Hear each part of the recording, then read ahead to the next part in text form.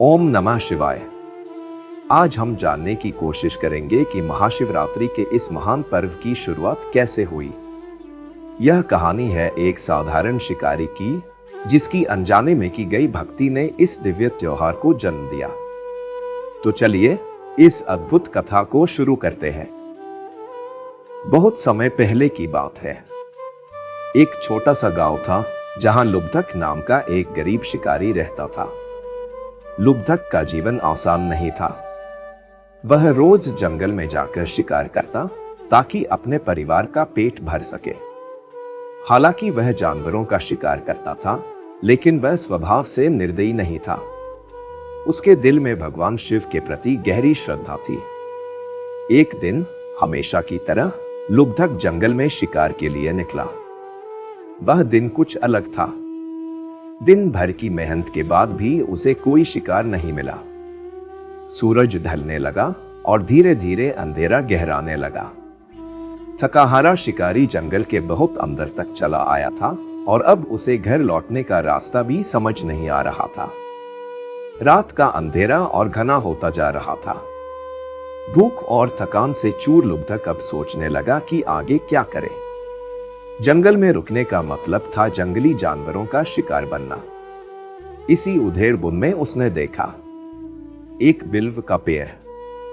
बिल्व वृक्ष भगवान शिव को बहुत प्रिय है। लुब्धक ने निश्चय किया कि वह रात इस पेड़ पर चढ़कर बिताएगा। वह धीरे धीरे पेड़ पर चढ़ गया और खुद को सुरक्षित महसूस करने लगा। लेकिन उसे डर था कि अगर वह सो गया तो पेड़ से गिर जाएगा। खुद को जागृत रखने के लिए उसने पेड़ की पत्तियां तोड़नी शुरू कर दी और उन्हें नीचे गिराने लगा। लेकिन उसे यह नहीं पता था कि उस बिल्व वृक्ष के नीचे एक शिवलिंग स्थापित था। और जैसे ही लुब्धक के हाथों से बिल्व के पत्ते नीचे गिरे, वे सीधे शिवलिंग पर गिरने लगे। वह अनजाने में भगवान शिव की पूजा कर रहा था। रात बढ़ती जा रही थी। लुब्धक अब तक जागा हुआ था और लगातार पत्ते तोड़ता जा रहा था।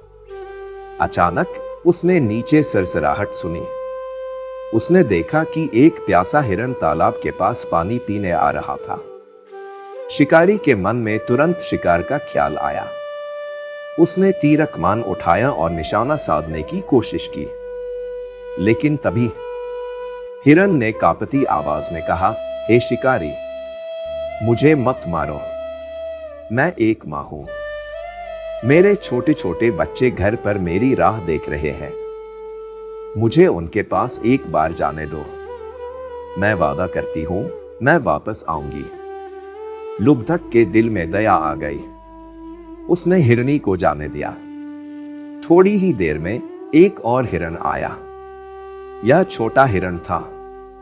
वह भी लुब्धक के सामने गिड़गिड़ाने लगा, मुझे मेरी मां के पास जाने दो। मैं जल्द ही वापस आ जाऊंगा। लुब्धक ने उसे भी छोड़ दिया। रात गहराती जा रही थी।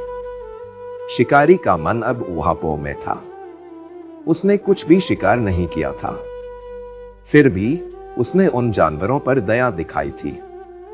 और इस बीच वह लगातार पत्ते तोड़कर शिवलिंग पर गिराता रहा, बिना यह जाने कि वह भगवान शिव की पूजा कर रहा है।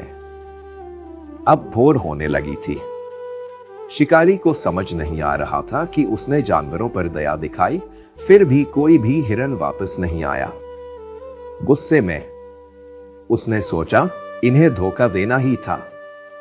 मुझे इनका पीछा करना चाहिए। लेकिन तभी कुछ अद्भुत हुआ। भगवान शिव, जो शिकारी की अनजाने में की गई पूजा से प्रसन्न हो चुके थे, दिव्य रूप में प्रकट हुए। उन्होंने लुब्धक को आशीर्वाद देते हुए कहा, हे लुब्धक, तेरी भक्ति ने मुझे प्रसन्न किया है। भले ही तूने यह पूजा अनजाने में की हो, पर तेरी करुणा और सच्चाई के कारण तुझे मोक्ष प्राप्त होगा। भगवान शिव ने मुस्कुराते हुए कहा, आज से जिस रात तूने मेरी पूजा की, वह रात महाशिवरात्रि के नाम से जानी जाएगी। इस दिन जो भी सच्चे मन से मेरी पूजा करेगा, उसे असीम पुण्य और मोक्ष की प्राप्ति होगी। लुब्धक भगवान शिव के चरणों में गिर पड़ा और उनकी कृपा से धन्य हो गया। भगवान शिव ने उसे समृद्धि का वरदान दिया और कहा, अब से तुम्हारा परिवार कभी भूखा नहीं रहेगा।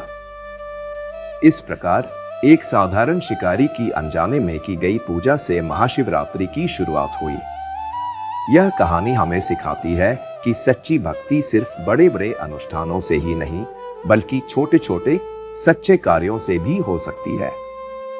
तो दोस्तों, यह थी शिकारी और हिरण की वह कहानी जिसने हमें महाशिवरात्रि का पवित्र त्योहार दिया। ओम नमः शिवाय।